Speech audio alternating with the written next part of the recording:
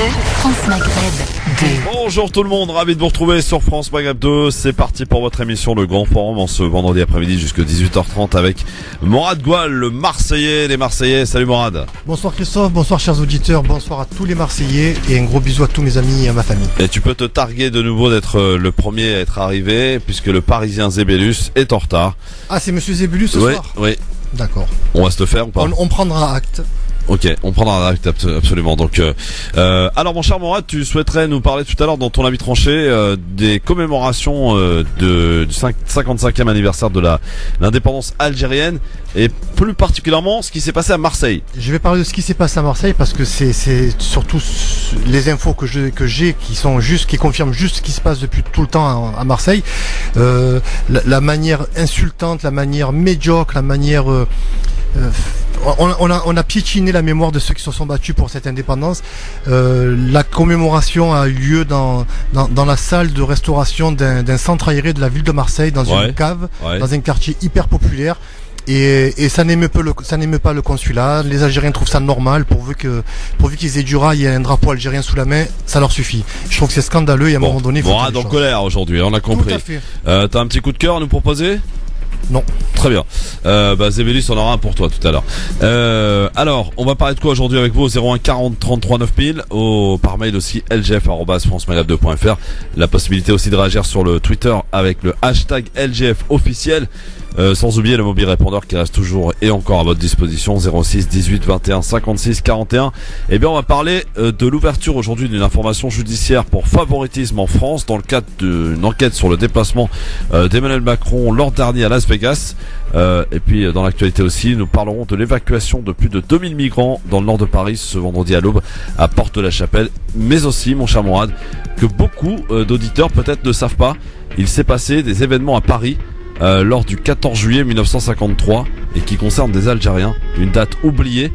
Pourtant une plaque commémorative a été posée place de la Nation hier pour ne pas oublier cette date du 14 juillet 53. Est-ce que tu savais ce qui s'est passé le 14 juillet ? Non, justement, j'étais curieux d'entendre la suite de ton propos. Eh bien, nous en parlerons tout à l'heure. Soyez évidemment au rendez-vous pour que l'on puisse en parler de toutes ces dates qu'il ne faut absolument et jamais oublier parce qu'elles font partie de l'histoire et qu'elles font partie aussi des tâches que la France peut aussi avoir vis-à-vis de ceux qu'elle colonisait en 1953, à savoir les Algériens. Eh bien, place à notre coup de cœur musical, une superbe chanson qui m'a été recommandée d'ailleurs par une membre de la team LGF. C'est une Anan d'ailleurs que je salue. Voici Slimane. Vous connaissez le chanteur ? Le titre, c'est Grand-Père sur France Maghreb 2. Un hommage rendu à ce grand-père. Le Grand Forum, on est là, messieurs dames, en ce vendredi, avec cette chaleur parisienne de ouf. Morad, depuis que t'es là, il fait des chaleurs de ouf quand même à Paris. Je dis rien quand même. Il fait beau, mais surtout, il fait beau. J'ai ramené la bonne humeur, j'ai ramené la joie, j'ai ramené la sérénité dans cette ville qui était triste, où personne ne voyait le ciel. Vous vous rendez compte un peu les Parisiens ? Calmez-vous, Morad. J'ai des amis qui m'ont dit, Morad, depuis que tu es là, on remarque qu'il y a un ciel. Mais on veut te mettre en confiance, c'est tout. On prépare ta conversion au PSG, c'est tout. Il y a pas de, on te donne la confiance. Morad, on va le filmer. Il va nous dire vive Paris, ça c'est sûr. Ça c'est clair. Si il a le drapeau si déjà. Si vous voyez une photo de moi avec un drapeau du PSG, c'est un fait. Je vais le sortir sur la page c'est de la radio. 2. Tu me l'as envoyé cette photo, je la garde. Elle est au Cofio. Et on a même le son, il dit vive Paris. Donc voilà. Sous la menace. D'ailleurs Paris PSG qui vient de faire sa première recrue, Jean-Marc. Non, j'ai pas suivi. C'est apparemment un joueur du Real Madrid là, faut suivre là. Voilà. C'était dans les tuyaux. C'est le remplaçant de l'équipe réserve. C'est pas. Oui, c'est vrai. Première, vous avez qui vous ? Luis Gustavo, 40 millions d'euros, c'est une patate. On a engagé un gars. Je vous dis honnêtement, j'ai été surpris parce qu'il portait la moustache. Ouais. Et là, je me suis dit, ce gars, il date de l'époque de Domenech, au moins. Certainement. Bon, alors, c'est parti avec vous, chers amis auditeurs, au 01 40 33 9000 pour nous appeler, prendre part à la discussion. Et on va saluer quand même Zébélus, il est arrivé en retard. C'est bien, faut arrêter de traîner avec la caméra. Bonjour, amis auditeurs. Non, j'ai un petit inconvénient, je suis toujours une heure à l'avance pour préparer mon émission. Donc, chers auditeurs, je vous prie de m'en excuser. Oui. Ce que les auditeurs ne voient pas peut-être, parce qu'ils ne le connaissent pas, et puis parce qu'à la radio, c'est quand même ça qui est magique, c'est qu'on devine les gens à travers leur voix. Ouais. C'est que notre ami Jean-Marc est des îles. Et la ponctualité chez nos amis des îles, c'est quelque chose qui est très relatif. Bizarrement, je suis celui qui est le plus ponctuel. Oh là là, je suis parole d'un Marseillais, je suis flatté.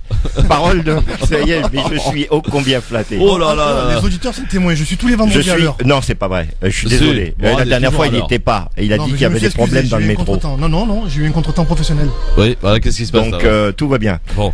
Alors, on est ensemble jusqu'à 18h30 avec vous, chers amis auditeurs, et on a plein de choses à évoquer ensemble en ce vendredi, parce que l'actualité, bien entendu, vous avez vu un petit peu ce qui se passe là en Allemagne avec ce G20 et cette rencontre entre Poutine et Donald Trump, au moment même d'ailleurs d'une réunion sur l'écologie à laquelle tient tant Emmanuel Macron. Est-ce que c'est déjà pas un premier couac dans ce G20 finalement, Poutine et Trump qui décident de se voir en tête à tête au moment même où on parle d'écologie et au moment même où ce sujet est très important pour Emmanuel Macron?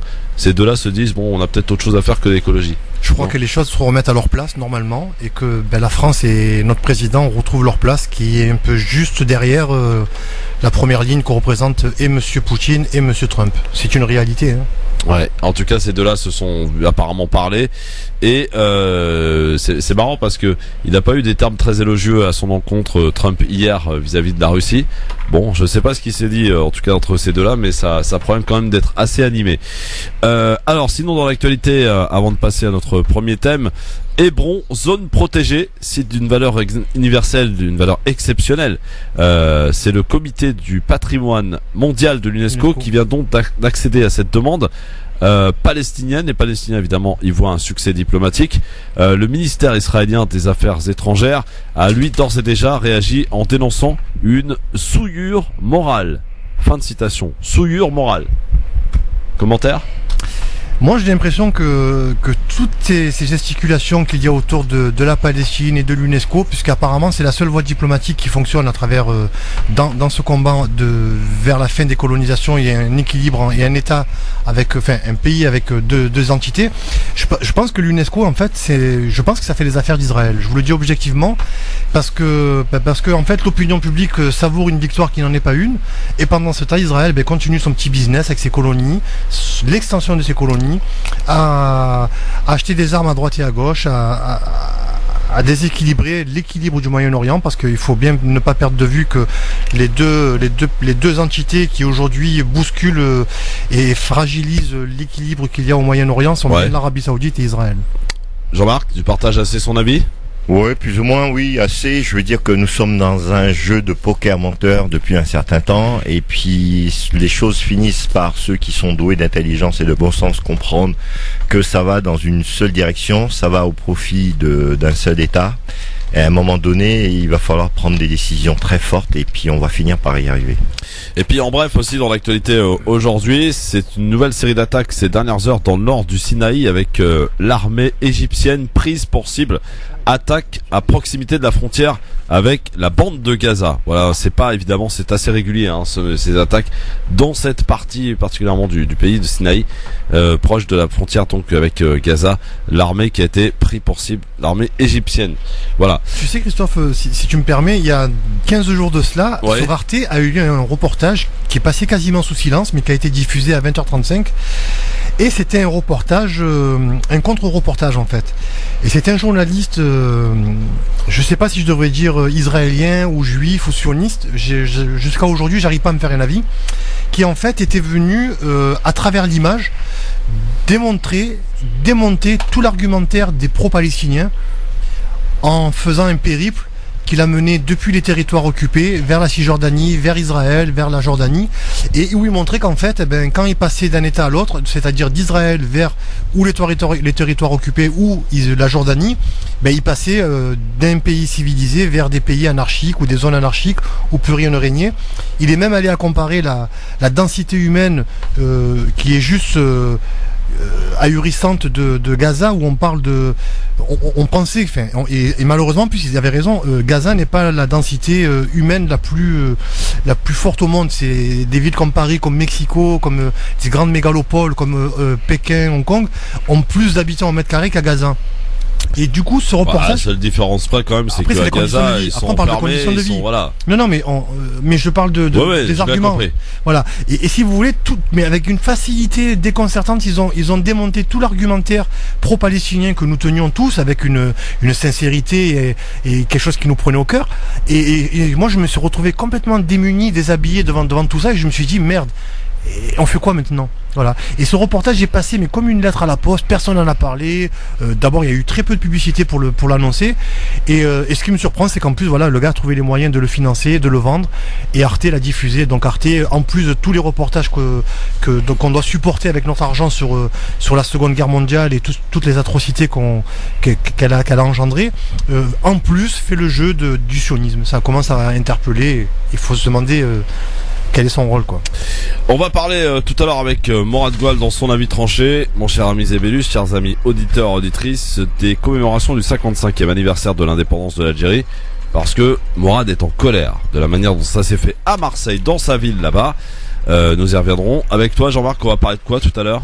On va parler de Monsanto et cette multinationale qui fait beaucoup de mal à la planète, tout simplement. J'ai préparé un petit papier dessus, un petit peu pour nous éclairer, nous faire un rappel surtout. Est-ce que toi t'as un petit coup de cœur, parce que Morad n'en a pas? Mon petit coup de cœur aujourd'hui va concerner hier une rencontre pour moi j'aime tout le monde, les gens le savent. Une rencontre pour relancer un petit peu le tourisme et l'économie touristique en Tunisie, et j'ai fait des rencontres et j'ai un coup de cœur adressé à un jeune homme qui était un fou des déserts et qui en est mort, et ses parents prennent la relève en organisant un marathon. Donc ça va être un petit peu aussi mon coup de cœur. Ouais. D'ailleurs, je sais pas si tu fricotes beaucoup avec les Tunisiens toi, en ce moment, je sais pas pourquoi. Il y a des billets gratuits en ce moment. Je suis un. Très bien. Je suis un pro Maghreb United. Oui. Tout simplement. Pro tunisien quand même. Non, pas du tout. Arrêtez de dire ça. J'aime ces trois pays. Voilà. Ouais. Bon, c'est un petit billet pour les très attaché. Le mytho. Bon, t'as entendu mon orage à l'Algérie où mon cœur a parlé. C'est un orage ou un hommage? Un hommage. Ah, j'ai compris orage. Ben c'est normal. Les Portugaises ensablées, ça fait des dégâts. Est-ce que tu l'as entendu, Morad? Pas du tout, non. Ah, ça c'est embêtant. Ouais.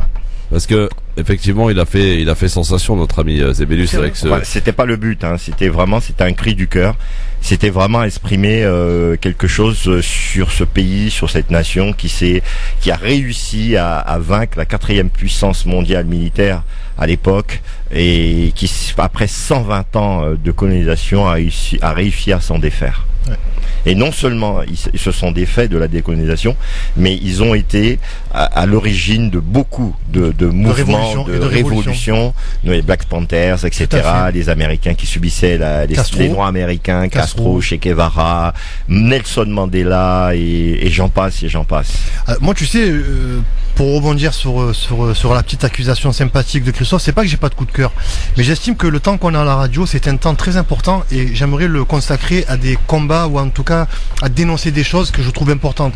Après, que les gens sachent et comprennent que bien sûr je les aime, j'aime beaucoup de choses, mais je crois que comme moi, ils trouvent indispensable qu'on aborde des sujets vraiment de fond. Ouais. Ouais, mais ça fait toujours plaisir, d'avoir les auditeurs, mais aussi avoir le petit coup de cœur, le petit truc qui nous tient un petit peu à cœur, et puis qu'on le fasse partager. Mais comme c'est un Marseillais, il ne fait jamais les choses comme les autres. Dans le Sud, c'est comme ça. J'assume. Bon, je suis en train d'essayer de rechercher quand même notre avis tranché pour le faire écouter à Morad et puis à tous ceux qui n'étaient pas là, parce que c'est quand même un des meilleurs avis tranchés, voilà, de notre ami Jean-Marc Zébélus. Voilà, c'était magnifique. Voilà, c'est tout ce que j'ai à dire. Je l'assume. Il se murmure. J'ai lu dans les échanges qu'on a en interne chez nous sur WhatsApp, il se murmure qu'il aurait pas en tout cas rédigé la totalité de ce texte. Ah oui. En grande partie. Je me suis inspiré il est vrai qu'il a signé le texte, voilà. Mais le texte en lui-même. Non, mais la plupart du texte, je me suis inspiré de ce qui était dans la presse un peu partout. Et puis j'ai fait une compilation et j'ai rajouté mes mots à moi aussi sur pas mal de choses.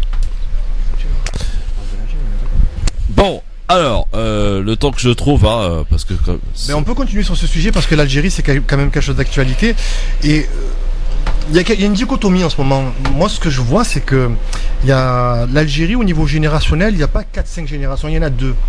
Vous avez les anciens, je vais dire ceux qui sont nés jusqu'à dans les années 50, voire 60, qui lorsqu'ils vous parlent, qu'ils soient nés en France ou en Algérie, qui lorsqu'ils vous parlent de cette période de colonisation, vous en parlent dans des termes positifs. Ils vous disent, moi j'ai grandi avec Gomez, j'ai grandi avec Dupont.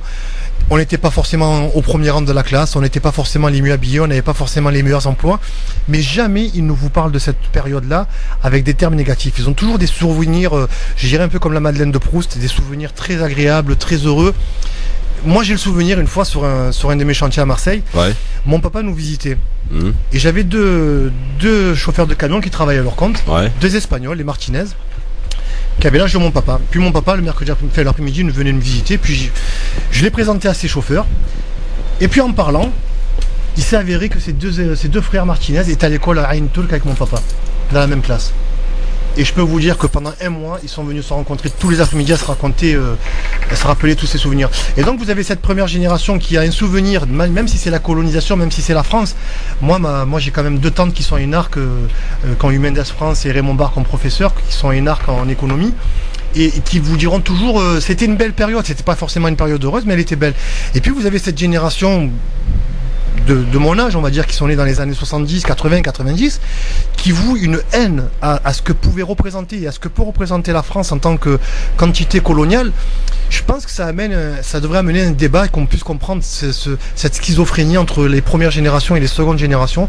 Pourquoi là-bas en Algérie, quand ils parlent de cette période-là, ils n'ont pas une colère profonde qui s'exprime, et pourquoi les Algériens de France, qui n'ont pas connu cette période-là, lorsqu'ils parlent de cette période-là, on a le sentiment qu'ils seraient prêts à tuer. Mais je te signale que l'Algérie, c'est un pays quand même qui est relativement très grand. Aujourd'hui, c'est le plus grand pays du continent africain. C'est pas le plus depuis la division du Soudan, et que dans cette dichotomie que tu dis, c'est tout à fait légitime et normal. Pourquoi ? Parce que il y a des gens qui ont vécu des choses différemment que d'autres en fonction des régions.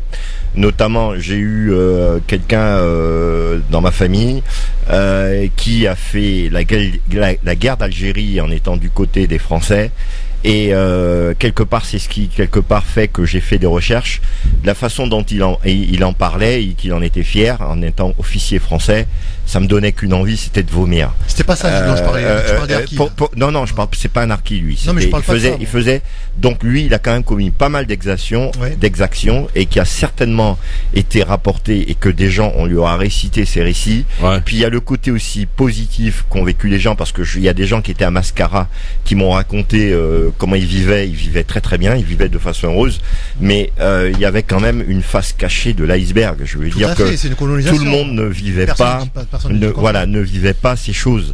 Donc c'est tout à fait normal, et je pense que les Algériens s'en sont bien sortis. Non mais Jean-Marc, ce que je veux dire, je dis pas que c'est une belle période, c'est pas du tout mon propos. Mais je dis qu'aujourd'hui, quand on regarde les choses, quand on va sur YouTube, quand on regarde ces rapatriés, ces anciens pieds noirs qui aujourd'hui retournent en Algérie, retrouver leurs voisins, leur école, leur ancienne maison, qui n'étaient pas la leur d'ailleurs, puisqu'avant eux, elles appartenaient à d'autres personnes aussi. Mais ils sont accueillis à bras ouverts, on leur ouvre des portes, il n'y a pas de rancœur, il n'y a pas de rancune, c'est de la joie. Et puis vous avez cette génération de gens qui ont 20 ans, 18 ans, 30 ans, qui n'ont rien connu de cette période-là, et qui ont une haine viscérale de ce que peut représenter l'entité coloniale. Alors même que ceux qui ont subi le colonialisme sont les premiers à avoir pardonné et presque à dire revenez, nous sommes frères. Alors pardonnez, je sais pas, en tout cas, Abdelaziz Bouteflika a demandé une reconnaissance de la souffrance liée à la colonisation. Elle est légitime, cette demande. Bien sûr. Parce qu'il commence à reconnaître sa propre souffrance et qu'il laisse le pouvoir vacant. La colonisation ne peut pas avoir d'effet positif. Maintenant, la colonisation, c'est forcément pas une bonne chose. Un pays comme l'Algérie n'a pas besoin de... Je reformule, parce que peut-être je m'exprime mal. Je dis que je suis interpellé par la différence de perception que peuvent avoir 2 générations différentes d'Algériens ou de Franco-Algériens par rapport à un événement. Ceux qui ont vécu l'Algérie française, quand ils vous en parlent, ils vous en parlent avec des larmes, avec des souvenirs. C'est la Madeleine de Proust. Ceux qui ne l'ont pas connu de ma génération, quand ils vous en parlent, ils en parlent avec de la haine. Et c'est ça qui est intéressant, c'est sur ça qu'on devrait travailler. Pourquoi on n'a pas la même perception de cette période-là? Alors, fondamentalement, oui, c'est pas quelque chose de positif, oui, c'est pas quelque chose de normal, c'est une domination. Une domination n'est jamais normale. Mais ce qui est intéressant, c'est cette perception humaine de cette période. Mais la perception vient de l'influence éducative et socio-culturelle. Donc ça veut dire quoi? Ça veut dire que beaucoup de jeunes, on leur a rapporté forcément les effets noirs et où ils ont une mémoire sélective et retiennent que le côté, je veux dire, qui est pas la plus belle partie. Ouais, sauf que Jean-Marc, ces gens-là, non, ils écoutent qu'un son de cloche, parce que moi, quand j'essaie de me faire une opinion, j'écoute les deux parties. C'est ça, ouais. Et moi, j'écoute ceux qui aujourd'hui me disent, la France a été salope, elle a génocidé mon peuple, 1 million de morts, le massacre de Guerma, de Guelma, j'oublie pas. Et puis d'un côté, vous avez des gens qui vous disent, moi, je me souviens, il y a 30 ans, avec le fils de tel fermier, on a fait ci, on a fait ça, il nous a prêté sa voiture, quand ma maman était fatiguée, il a pris en voiture, il l'a amené à l'ambulance, de l'ambulance on est parti à l'hôpital d'Oran, il y avait un médecin qui s'appelait Monsieur Intel. C'est beau comme récit. Et je me dis, j'ai deux histoires. Je comprends. Et j'essaie de comprendre pourquoi il y a une souffrance d'un côté et de l'autre. Ce qu'il faut comprendre aussi qu'en Algérie, il y a certaines confessions, certaines ethnies, qui étaient favorisées par rapport à d'autres. Ouais. Mais aujourd'hui l'Algérie est indépendante, ça existe toujours ces favoritismes. Oui, mais ça c'est un héritage, malheureusement. Ben non, parce que l'Algérie, le seul héritage qu'elle a, c'est de la France, parce qu'avant elle n'existait pas l'Algérie, et les frontières n'étaient. Non, c'est pour ça que c'est pour ça qu'ils ont réussi à coloniser ce pays. Ils ont eu moins de mal à le faire en Tunisie. C'est pour ces raisons, tout simplement. Ils n'avaient pas un État constitué tel qu'il se doit. Un territoire avec des peuples. Un territoire, voilà, avec un peuple. Mais des peuples. Oui, des peuples.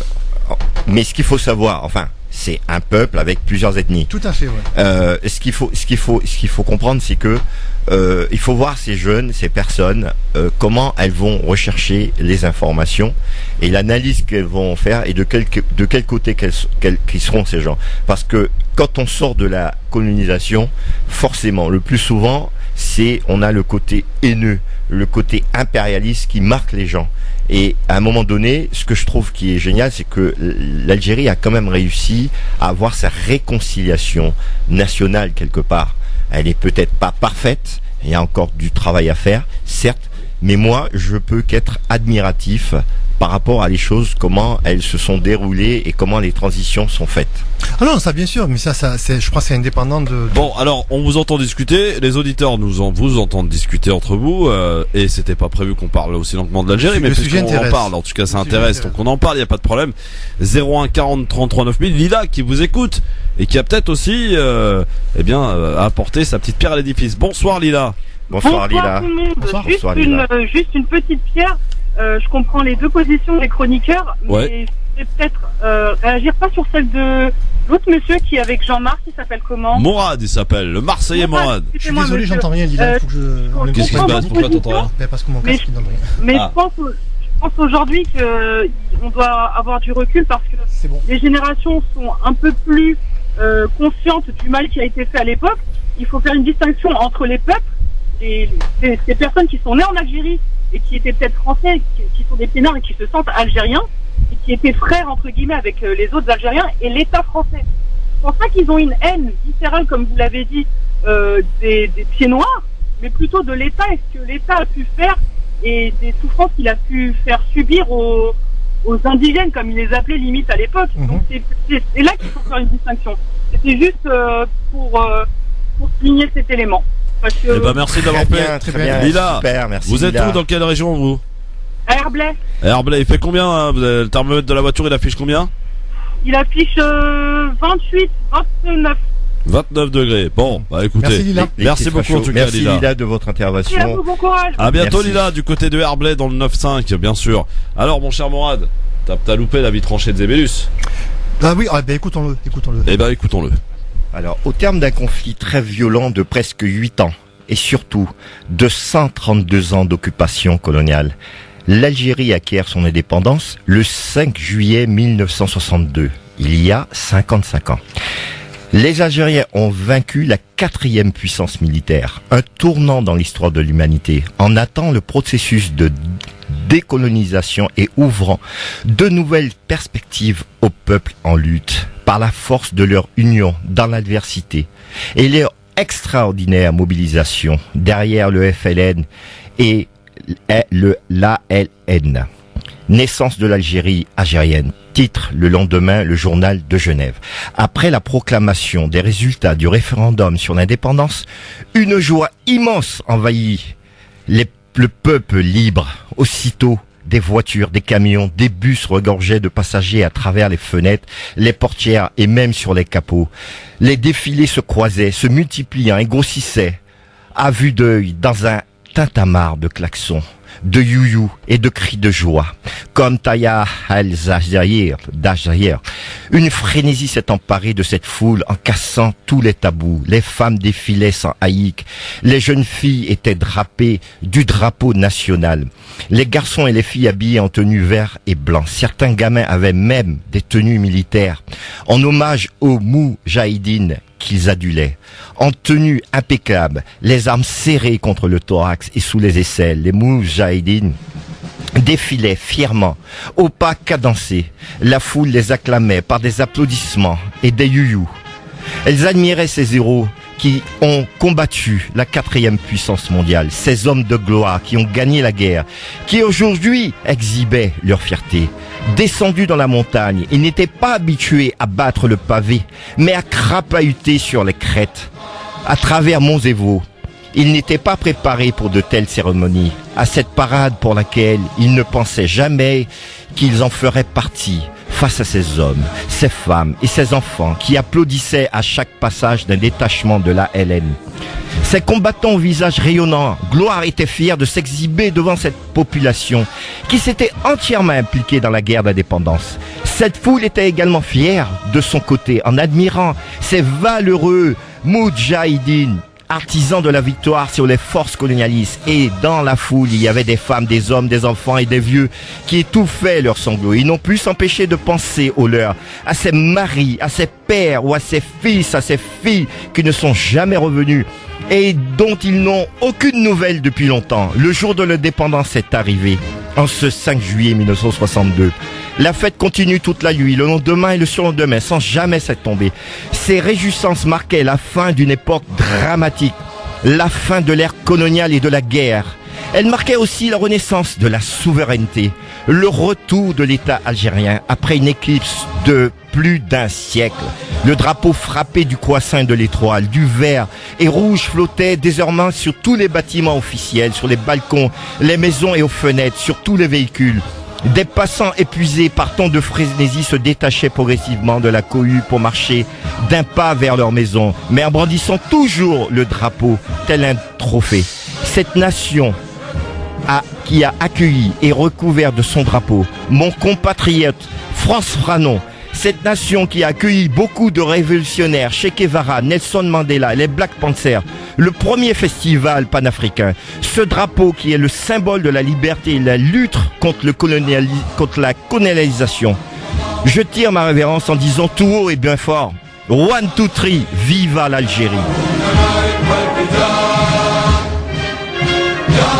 Alors Mourad, on applaudit, non? Eh ben écoute, ça retourne les tripes et tu sais quoi, ça ne fait qu'accroître ma colère par rapport à ce 55e anniversaire de l'indépendance algérienne, parce que Jean-Marc, je veux dire, dans sa lecture, on avait l'impression qu'il avait vécu ces événements. C'est vrai.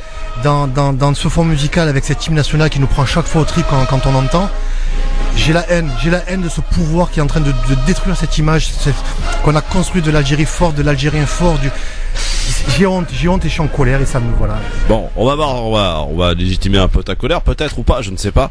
Dans un instant, avec ton avis tranché, on salue notre ami Inda qui nous écoute, qui t'a découvert, mon cher ami Jean-Marc, qui dit je ne savais pas que Zébélus était poète. Et on salue son chauffeur Ahmed, puisqu'apparemment on a un chauffeur Inda maintenant. Inda, ouais. Jean-Marc ne savait pas lui-même qu'il était poète. C'est clair. Bon, allez, dans un instant. Je suis pas poète, simplement l'Algérie, l'histoire d'Algérie, je m'y intéresse notamment depuis tout petit par rapport à France Fanon qui est né dans la même ville, la même île que moi. Ça m'a toujours interpellé parce que tout le monde était un petit peu contre lui, le considérait comme un traître. Et moi, je l'ai toujours considéré comme un grand homme qui a pris cause et fait pour un combat, pour une lutte.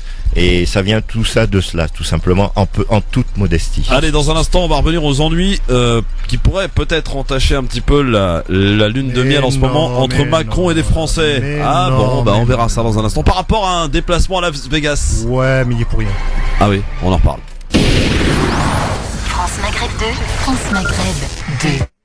Le grand forum sur France Maghreb 2 ce vendredi avec Jean-Marc Zébélus et Morad Goual, le Marseillais et les Parisiens qui sont avec nous aujourd'hui jusque 18h30 avec vos appels au 01 40 33 9000 bien sûr pour nous appeler, pour prendre part à la discussion et bien vous pouvez aussi le faire via le mobile répondeur, vous le savez, au 06 18 21 56 41 24h/24 pour y déposer votre message. Et justement, puisqu'on en parle, on parlait tout à l'heure et on a réécouté l'avis tranché donc de notre ami Zébélus.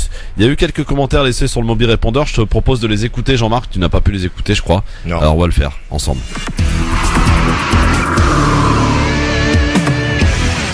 Salam alaikum. Vraiment, Jean-Marc, je te remercie beaucoup pour la chronique que tu as fait sur l'indépendance de l'Algérie. Vraiment magnifique. On n'aurait pas pu faire mieux. Alhamdulillah. Salam alaikum, Jean-Marc. Bonjour France Maghreb, c'est pour Jean-Marc. Merci pour ton émission hier. Ça m'a fait fondre en larmes. Ça m'a fait rappeler quand j'avais 12 ans. Ma mère nous racontait dans les événements comme le 5 juillet ou le 1er novembre, qu'est-ce qu'ils ont vécu parce qu'ils habitaient la Casbah.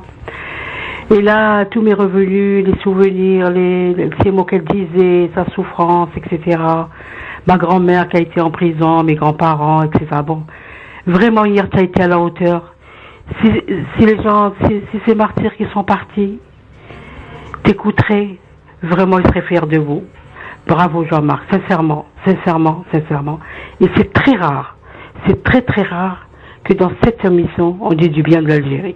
Oh. C'est toujours du négatif, toujours ça va mal, toujours les mensonges. Mais là, chapeau bas. Merci, au revoir. Bon, si on enlève la mauvaise foi de la fin, le reste c'est tout bon, hein. Non, mais qu'elle dise qu'on dise du mal de l'Algérie, je pense qu'on dit le plus souvent du bien de l'Algérie parce que c'est un pays c'est les faux procès depuis des années qu'on me fait, moi je veux dire voilà, qui fait partie du Maghreb. Non mais dès lors mais je n'y en veux pas à cette dame parce que c'est une perception qu'elle a. Bon, je respecte cette perception qu'elle a des choses. Ça permet aussi de souligner et de rappeler à tous ceux qui nous écoutent et qui peuvent avoir, et je peux les comprendre, avoir un peu de chauvinisme, et on sait du côté des Algériens qu'il est parfois exacerbé. Il est exacerbé chez nous. Mais dans cette émission, moi je suis acheté ni par l'Algérie, ni par le Maroc, ni par la Tunisie, ni par qui que ce soit. Un peu par Mélenchon. Donc, un peu. Non, pas du tout. Pas du tout. Absolument pas. Chouïa. Donc dans cette émission, on donne des faits. Après que des gens qui sont sur le plateau émettent des critiques parce qu'ils ont leur avis, à vous de venir avec vos arguments. C'est ce qui fait le débat, messieurs dames. Et de toute façon, ne dit-on pas, on critique ce que l'on aime. Donc on aime l'Algérie, on aime le Maroc, on aime la Tunisie, le Maghreb, on aime tous les pays évidemment du monde, tous les peuples qui se respectent bien sûr. Donc on est là pour parler, échanger, non pas critiquer gratuitement. Ça n'a jamais arrivé dans cette émission, ça n'arrivera jamais. Donc madame, je vous invite à revoir un peu votre jugement. Pour le reste, messieurs dames, on va parler maintenant du déplacement d'Emmanuel Macron à Las Vegas. C'était l'an dernier. Le président en était alors que ministre de l'économie, et on apprend ce matin que des juges d'instruction vont enquêter sur des soupçons de favoritisme dans l'organisation de ce voyage. La justice soupçonne des dysfonctionnements dans le montage de l'opération confiée à Havas. C'est sans appel d'offres par Business France, l'organisme dépendant de Bercy. Voilà pour ce qui est de cette enquête. Est-ce que ça peut aller loin cette affaire? Est-ce que Emmanuel Macron peut être... Alors peut-être pas Emmanuel Macron, mais je sais que la ministre est concernée concernant cette affaire, parce que c'était elle apparemment qui était en charge de cette affaire, de ce déplacement. Est-ce que c'est un premier couac là dans le président Macron, qui jusqu'alors était plutôt bon et irréprochable? Les premières affaires commencent à sortir, ça sent mauvais ou pas? Pas du tout. C'est qui avait dit ça fait pchit, c'est Chirac je crois. Hein, ouais. C'est Chirac, voilà. Non mais en fait il faut dissocier deux choses. Le caractère juridique de ce dossier. Donc normalement les prestataires qui travaillent pour un organisme public sont soumis à la concurrence des marchés publics. Donc il y a des appels d'offres de marchés publics. Et normalement le prestataire doit répondre justement dans le cadre légal des appels d'offres. Ouais. Là il s'avère que dans l'urgence l'équipe du ministère des Finances n'a pas eu le temps de faire un montage qui respecte les règles de la loi. Ouais. Et de la loi européenne, hein, je précise, parce que c'est l'Europe qui nous impose tout cela. Et donc ils ont décidé de passer de gré à gré, ce qui est interdit en France depuis 2002, de passer de gré à gré une commande à un prestataire. Donc voilà, et c'est pas un abus de biens sociaux, c'est pas un détournement de fonds publics, c'est juste un non-respect du code de procédure des marchés publics. Voilà, donc l'excuse de précipitation, je ne peux pas l'entendre. Si, parce que c'est un voyage qui s'est organisé en 48 heures. Je ne peux pas l'entendre. Alors, à partir de ce moment, il y a divers moyens de faire. Non. Un voyage organisé en 48 heures, j'y crois pas du tout. Ça, je n'y crois pas. Mais parce que les événements, comment on pourrait faire autrement ? Les événements sont prévus bien à l'avance. Il y a un calendrier. On parle de 300 000 euros. Il y a un agenda. La passation d'un marché public est soumise à des règles de procédure de publicité. Donc, ça concerne les travaux, les fournitures et les services. Tout à fait. Donc, je pense que à ce moment-là, il aurait mieux valu ne pas faire ce qu'ils ont fait, tout simplement, quitte à ce que ça se déroule mal, qu'ils atteignent pas les objectifs. Mais Jean-Marc, pourquoi ça ils l'ont fait ? mieux. Non, mais Jean-Marc, pourquoi ils l'ont fait ? Ils l'ont fait parce que ça a toujours été fait et que ça existait avant, et à mon avis, ça existait aussi après. Et sauf que maintenant, les journalistes qui ne supportent pas la nouvelle administration en termes de communication de la présidence, eh ben, cherchent à se rattraper à la première branche venue. Et la première branche venue, c'est cette vraie fausse affaire d'un pseudo détournement d'argent public qui n'en est pas un, qui sera une affaire qui va se... C'est pas un détournement, c'est une infraction à la procédure. Oui, mais à partir du moment où tu commets une infraction à la procédure, tu détournes de l'argent public, ça coule de source. C'est une infraction, donc c'est pas un détournement, c'est pas pareil qu'un détournement, c'est une infraction. Non, mais on va rentrer sur le cadre du favoritisme. À la fin, ça deviendra du favoritisme. Ouais, mais à la fin, la personne plutôt qu'un détournement. Non, mais à la fin, l'organisme prestataire qui a organisé ce voyage va rendre des comptes sur le chef de recel de détournement d'argent de biens publics. Mais là, ce sera plutôt on verra bien, mais ce sera qualifié ce sera surtout qualifié comme du favoritisme, je pense, mais non du détournement. Dans ce cas de figure bien précis, il y a deux choses que je peux pas entendre. La précipitation, je ne peux pas l'entendre, je peux pas l'accepter, et qu'on me dise que c'est une pratique courante. Mais ça en est une. Que ce soit une pratique courante, je veux dire, mais à un moment donné, il faut que ça s'arrête. Et d'autre part, quand on a quelqu'un qui nous dit, qui veut combattre toute cette façon de faire, tous ces usages, tous ces us et ces coutumes, et qui derrière en a fait tout autant, est-il légitime pour pouvoir recadrer les choses? Là, c'est quand même, on a quand même une responsabilité. On peut pas dire tout et n'importe quoi. Est-ce que c'est Macron qui a téléphoné à son chef de cabinet pour lui dire je m'en vais à New York, tu me prends telle compagnie avec tel hôtel et tu te prends... Non. Il est au-dessus, quand un chef d'entreprise, quand un employé fait quelque chose, il remet en question l'entreprise et c'est le chef d'entreprise. C'est de la démagogie. Moi, c'est pas de la démagogie. Je vais te donner un exemple concret. Moi, j'étais adjoint, d'accord? J'avais une délégation dépensière, c'est-à-dire que j'avais des marchés publics à l'année et je devais choisir des entreprises. Depuis que l'Europe nous impose, alors autrefois, on avait le droit de faire des marchés de gré à gré à l'époque des francs, c'était jusqu'à 300 000 francs. Donc lorsque l'économie est passée à l'euro, jusqu'en 2002, on pouvait encore le faire. Et à partir de 2002, on n'a plus eu le droit de traiter de gré à gré. C'est devenu interdit. On est passé dans les procédures de marché public internationaux. Donc c'est-à-dire, nous, sur Marseille, lorsqu'on voulait prendre un prestataire pour aller tondre les 27 ou 60 parcs que j'avais, moi, sur le 9e, 10e arrondissement, je faisais une publicité. Et puis une entreprise qui était en Islande, qui était au Portugal ou qui se trouvait en Sardaigne, pouvait répondre. Et si elle répondait aux critères techniques et économiques, je devais, moi, en tant que responsable de l'argent et des deniers publics, choisir cette entreprise au détriment du petit entrepreneur qui était au coin de ma rue, derrière ma mairie. Et on trouvait ça absurde. Donc, heureusement que la loi permet une interprétation, notamment dans les critères d'attribution entre le choix technique et le choix financier. Et donc, on privilégiait le choix technique, ce qui nous permettait de choisir des entrepreneurs locaux. À un moment donné, il faut qu'on dénonce ces marchés qui sont juste immoraux parce qu'ils sont en train de saigner les entrepreneurs français, les entrepreneurs régionaux qu'on a autour de nos collectivités, qui n'accèdent même plus au marché de leur propre mairie. Donc ça, c'est quelque chose qui n'est pas normal. Et Macron, pas Macron lui-même, mais aujourd'hui cette affaire c'est sous sa responsabilité. Oui, d'accord, mais est-ce qu'on peut parler de ce problème de marché public? Non, mais un problème. C'est certes un problème. Là aujourd'hui, on a des faits. Aujourd'hui, vous avez une entreprise comme ISS, un groupe international comme ISS, qui rachète des entreprises d'espace vert, d'assainissement, de travaux publics, de tout ce qui peut toucher aux prestations. Non, mais attends, je finis, Jean-Marc, je finis. C'est une entreprise. Mais dis donc, le Marseillais a pris la parole et il a monopolisé. Parce que c'est un sujet qui est important. Vous avez une entreprise qui autrefois se limitait à son propre pays. C'était, je crois, c'est un pays nordique. Je voudrais pas dire une bêtise. Et qui, dès lors que ces marchés européens se sont imposés aux économies nationales, cette entreprise-là s'est mise à racheter tout et n'importe quoi. Et donc nous, en tant qu'élus locaux, on est obligé de choisir des entreprises qui malheureusement cassent les prix parce qu'on a les moyens de le faire, au détriment d'entrepreneurs qui sont juste des fois à 100 mètres de nos locaux et qu'on ne peut pas choisir parce que l'entreprise sera plus compétente et concurrentielle que lui. Et ça, c'est pas normal. Je pense qu'on doit revenir au marché de gré à gré, donner la possibilité dans un certain volant financier de pouvoir choisir et le traiteur d'en face et le cuisinier et la location de ça. Même pour une location. Il n'y a pas eu d'appel d'offres, on le rappelle. Oui, parce qu'ils ont été tenus par le prix, non, moi j'entends pas le temps. Le prix, dire qu'on prend le moins cher, n'est pas un argument. Non, c'est pas un critère. Non, c'est pas un critère. Ensuite, il y a le côté technique et le côté financier. Sur les marchés publics de fourniture et prestations de services, c'est à partir de 135 000 € pour l'État et ses établissements publics. Donc, ce que moi je peux pas entendre, Non, c'est pas 135 000. C'est de 70 000 à 135 000 pour les MAPA et au-delà, marché public ouvert. Et le MAPA, c'est encore pire parce que le MAPA, c'est le plus vicieux des marchés. Aujourd'hui, le seuil, voilà.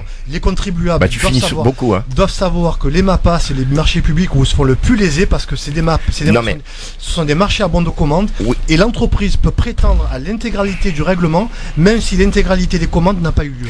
Bon, alors, je peux finir. Je veux dire une chose. On rentre dans l'objet des marchés publics, de la procédure, des pratiques et tout, etc. Certes. Mais là, aujourd'hui, on est sur un dossier, il faut pas qu'on se perde, bien précis. Donc, nous avons quelqu'un qui veut changer tout, qui veut remoraliser la vie politique. Ouais.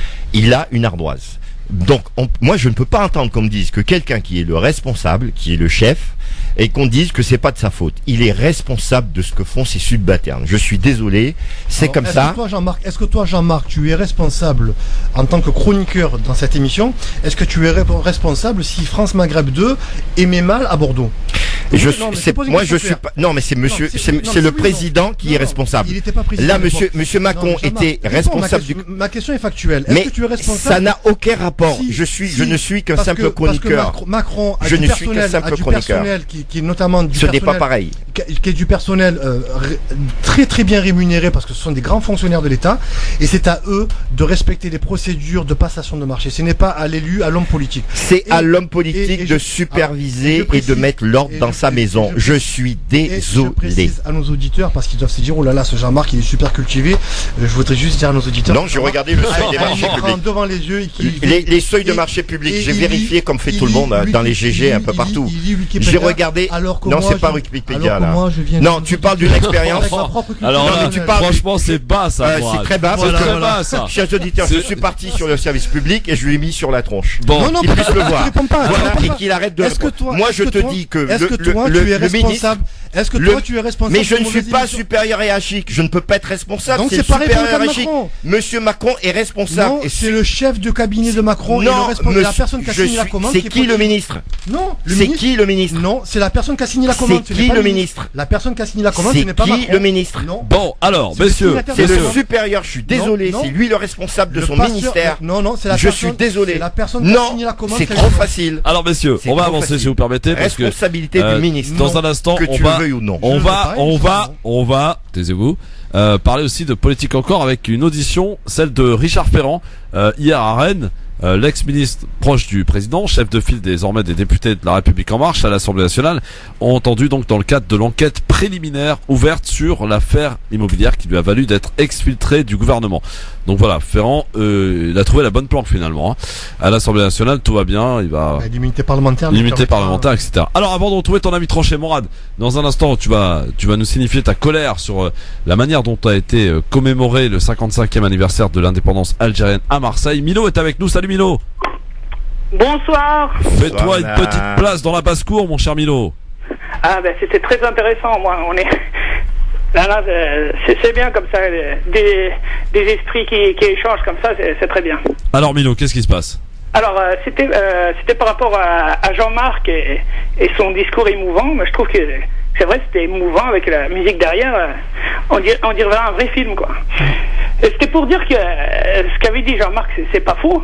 Mais il aurait fallu arrêter le film le 5 juillet, quoi. Le 5 juillet 62. si on s'était arrêté le 5 juillet 62, c'était très bien. Pourquoi ? Mais malheureusement, juste après, ça a dégénéré tout de suite, quoi. Et avec l'armée des frontières qui est arrivée, qui a fait un putsch, voilà. Et après, on va continuer un peu, et ils ont décrété une sorte de dictature. Donc après en 63, vous savez tout ce qui s'est passé. Mais il y a eu le massacre d'Oran aussi, hein. Mais là, c'était rendre hommage à l'indépendance. Il y a eu le C'est massacre. pas ça dont parle Milo là. C'est pas ça. Il parle du régime militaire de Boumedienne. Voilà, c'est la colonisation, la guerre. Oui. Tout à fait. On revient pas là-dessus. On revient de ce qui est devenu l'Algérie après voilà. Après l'indépendance. Donc j'avais dit l'armée de l'extérieur, l'armée de Boumedienne qui est arrivée avec des armes toutes neuves qui n'ont jamais servi, bien sûr. Après en 63, vous savez tout ce qui s'est passé. L'assassinat quand même de comment il s'appelle Krim Belkacem, c'est celui qui a signé les accords d'Évian. Hein, oui. Vous savez tout ça. Tout à fait, oui. Il a été assassiné à Francfort en 1970, étranglé avec une cravate. La mafia, ils ont appris chez eux, je crois. Après, ils ont assassiné Ritter. Qu'est-ce qu'ils ont fait? Vous avez, excusez-moi, et vous avez fait allusion au festival panafricain avec tous les pays africains. Mais ils ont oublié qu'à l'intérieur, ils ont interdit de chanter en kabyle Madame Taoussa Amrouche. Hein? Ouais. Alors qu'on a ramené tous les peuples du monde pour dire voilà, nous sommes ouverts, mais à l'intérieur, on a interdit de chanter en kabyle Taoussa Amrouche, qui était une grande artiste de cette époque-là. Ils l'ont enfermée dans sa chambre d'hôtel, interdit de sortir. Bon, merci Milo en tout cas pour ce constat d'après indépendance que certains partagent, d'autres évidemment pas. Je respecte ce que dit cette personne, l'apport qu'elle fait, bien sûr, c'est tout à fait respectable. Alors il faudrait qu'on se renseigne, je sais pas par rapport à Taoussa Amrouche, mais si c'est vrai, c'est absolument scandaleux quoi, de ne pas pouvoir chanter dans la langue de son pays quoi, natal. Ah non, c'est je pense que le propos de monsieur, c'était pas la langue maternelle, c'était la langue berbère. Oui, la langue berbère, c'est la langue quoi, alors ça vient d'où? Non mais tu dis la langue natale, la langue de son pays natal. Oui. La langue d'origine, je suis désolé, d'origine on parlait berbère en Algérie. Mais en Algérie, c'est plusieurs ethnies. C'est plusieurs ethnies. Oui. Alors attendez, elle est née berbère. Elle est née kabyle. Le kabyle devient sa langue natale. On va faire un cours d'histoire, Morad, pardon, mais c'est pas la langue nationale. On n'a pas interprété la chose. Les Arabes arrivent au Maghreb. Le Maghreb était quoi? On parle de l'Algérie. Il était pas berbère? On parle de l'Algérie après 62. Oui, c'est ce qu'il dit le monsieur. Non mais il est trop fort ce Parisien. Il veut ce Marseillais. Alors en plus il est algérien.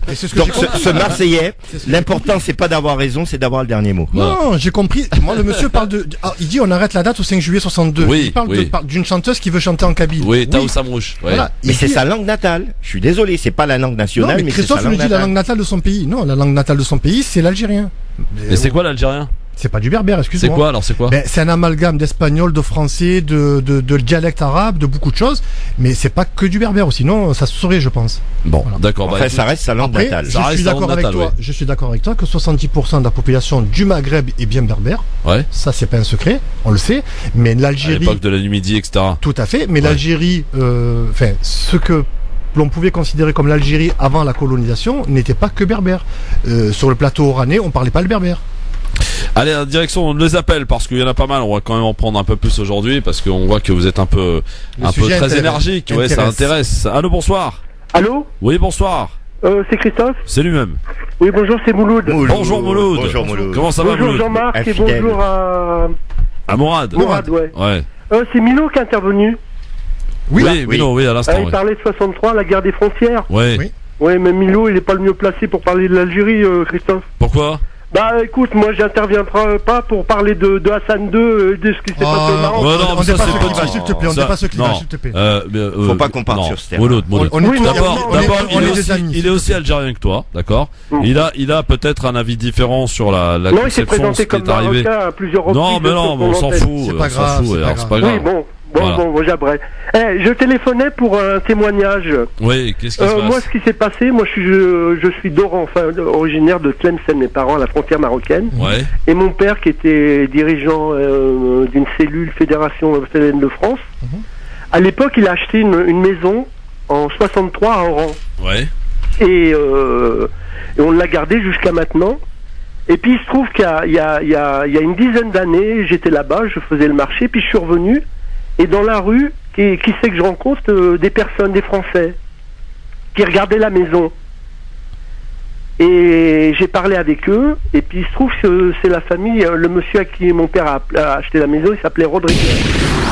Bon début de soirée, merci d'écouter fidèlement, et vous avez bien raison d'ailleurs, France Maghreb 2, c'est là que ça se passe. Le grand forum avec Mourad Goual et Jean-Marc Zébélus pour ce vendredi. On va parler dans un instant d'une date oubliée de beaucoup d'entre nous d'ailleurs. On y revient dans un instant, ce fameux 14 juillet 1953, et qui concerne une répression sanglante qui a eu lieu à Paris. Pour l'heure, l'avis tranché, tout de suite celui de Mourad Goual. Jingle. 5, 4, 3, 2, 1, 0. Si je fais quoi que ce soit, c'est la mise à pied. Alors piétinez-moi, allez-y. Mourad a choisi de nous parler, il est en colère par rapport à ce qui s'est passé du côté de Marseille pour la commémoration du 55e anniversaire de l'indépendance de l'Algérie, Mourad. Alors, chers auditeurs, je pense que comme moi, pas que seulement à Marseille, mais dans toutes les villes de France, vous avez pu être témoin une fois de plus, parce que c'est pas accidentel, c'est pas la première fois, c'est tout le temps en fait, de la médiocrité avec laquelle l'État algérien, les autorités consulaires, les ambassades, l'ambassade en tout cas algérienne de Paris, avec laquelle ces autorités-là commémorent, honorent la mémoire de tous ceux qui sont morts pour l'Algérie. Des fois, on se demande si on doit encore être fier, si on doit encore affirmer haut et fort qu'on est algérien, parce que ça devient vraiment, on est au bout à la limite du tolérable et de l'acceptable. L'Algérie et la France, c'est pas quelque chose d'anodin, c'est une relation viscérale, c'est une relation gémellaire, c'est une relation de yin et de yang, c'est beaucoup de choses. Et quand en France, les Algériens se réunissent pour commémorer un événement comme le 8 mai 45, comme le 5 juillet 62, toutes ces dates symboliques qui nous construisent, qu'on construit l'identité, qu'on construit ce peuple, cette nation, doivent être honorés, ne serait-ce que pour la mémoire de ces gens qui ont donné leur sang et leur vie, de toutes ces familles qui sont orphelines, de ces grands-pères, de ces pères, de ces frères, de ces mères, de tous ces gens-là qui ont donné leur vie pour ce pays. Comment aujourd'hui on peut accepter qu'on commémore dans la salle d'un centre aéré d'une salle municipale, c'est-à-dire qu'on n'a même pas pris la peine d'aller louer une salle, on aurait demandé à la mairie du secteur de Marseille de mettre à disposition une salle dans un quartier pourri, réputé pour être un repère de tueurs à gages, et on vient commémorer le sang, on vient demander pardon, honorer le sang de coulé de ces personnes-là. Et ça gêne personne. Le consul de Marseille était là, il n'a même pas été ému d'être dans une cave, ça l'a pas gêné. Et je me dis comment en 2017 on peut encore en arriver là. Mais ça c'est que symptomatique, parce que pareil, on a eu il y a quelques années l'année culturelle de l'Algérie en France. Ça a été une année blanche, pas de grands événements, pas de manifestations publiques, pas de grandes émissions de notoriété avec des invités compétents de talent. Non, circuler, il n'y a rien à voir. Et à la limite, je me demande si on doit continuer à considérer les autorités consulaires comme telles, parce que quand on prend les gens, les communautés comme la communauté arménienne, on voit que les autorités consulaires font un travail de lobbying politique, de lobbying culturel, de lobbying touristique. Ils sont présents. Les Juifs avec Israël, pareil. Nous, quand on a un problème, qu'on a un Algérien qui meurt, qui n'a pas de famille, qui n'a pas de papier, qui n'a pas d'argent, et qu'on va voir le consul ou l'ambassadeur pour lui dire on a un pauvre gars qui n'a pas les moyens d'être rapatrié en Algérie, est-ce que vous pouvez nous aider? Ils n'ont même pas la dignité humaine de dire oui, on va l'aider, ces 2000 € qu'on va coûter le rapatriement, on va les payer. Donc au-delà de cette date des 55 ans de la commémoration du 5 juillet 62, c'est un global, c'est un tout. Il y en a assez. Il y en a assez de ces consulats qui ne servent juste qu'à récupérer les espèces qu'on verse comme des vaches pour payer des permis, des passeports, des visas, des cartes d'identité, et toujours en espèces, parce que l'espace c'est ce qui marche le mieux. Ça laisse pas de traces, ça gonfle les poches des uns et des autres. Et puis des consulats qui ne sont même pas foutus d'assurer le confort sanitaire des Algériens qui souvent viennent à Marseille, qui se retrouvent pris au piège dans le port suite aux grèves des marins CGT du port autonome de Marseille. Ils ne servent à rien. Donc à un moment donné, il faudra leur dire, j'espère qu'ils l'entendent, parce que je crois que le consul de Marseille, c'est pertinemment ce que je pense de son travail. Et s'il ne l'entend pas en direct, j'espère que ça lui sera rapporté. S'ils ne sont pas capables d'honorer la mémoire de ceux qui ont donné leur sang pour l'Algérie, alors qu'ils laissent la place et qu'ils nous laissent faire. Voilà, un avis très tranché, signé Mourad Goual, mon cher ami Jean-Marc. Bon, alors on va pas pouvoir commenter parce que ça se passe à Marseille, on n'a peut-être pas la connaissance de ce qui se passe à Marseille, Jean-Marc. Hein. C'est son ressenti, c'est son vécu, je peux le comprendre, qui est une commémoration beaucoup plus digne, beaucoup plus noble vis-à-vis de cet événement qui est un marquant dans l'histoire de l'humanité. Donc je peux le comprendre et l'entendre tout à fait. Bon, et bien voilà, si vous êtes peut-être de Marseille, vous pouvez nous appeler au 01 40 33 9000. Est-ce que vous partagez l'avis tranché de notre ami Mourad Goual? Et je précise quand même que la vaisselle, c'était des gobelets en plastique et des assiettes en carton. Hein. Faut le préciser quand même.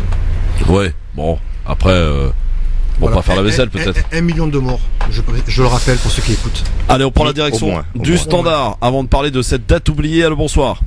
Oui, bonsoir, c'est Abdelrahman de Paris. Oui, Abdelrahman, bonsoir. Oui, bonsoir à vous, Christophe, bonsoir à Mourad et bonsoir à Jean-Marc. Je tiens juste à rappeler que Slimane Azem était interdit aussi du sol algérien. Hein. Donc oui, Slimane Azem, oui. Le grand poète kabyle aussi, il a été interdit dans les années 60 même, et il est enterré en France. Oui. Donc je voulais revenir mon papa n'était pas kabyle, il est interdit aussi. Hein. De Mourad. Mourad, je suis tout à fait d'accord avec toi parce qu'il ne faut pas s'étonner. Aujourd'hui, depuis l'indépendance, l'Algérie, elle est gouvernée par des harkis, par des collaborateurs de l'armée française. C'est-à-dire le clan de Oujda, la grande majorité du clan de Oujda, tous les déserteurs, ce qu'on appelait à l'époque la promotion Lacoste, les déserteurs de l'armée française, ils ont rejoint le clan de Oujda. Après l'indépendance, ils ont fait un coup d'État au GPRA. Farhat Abbas, comme Farhat Abbas et Karim Belkacem, ils sont un des acteurs de signataires des accords d'Évian.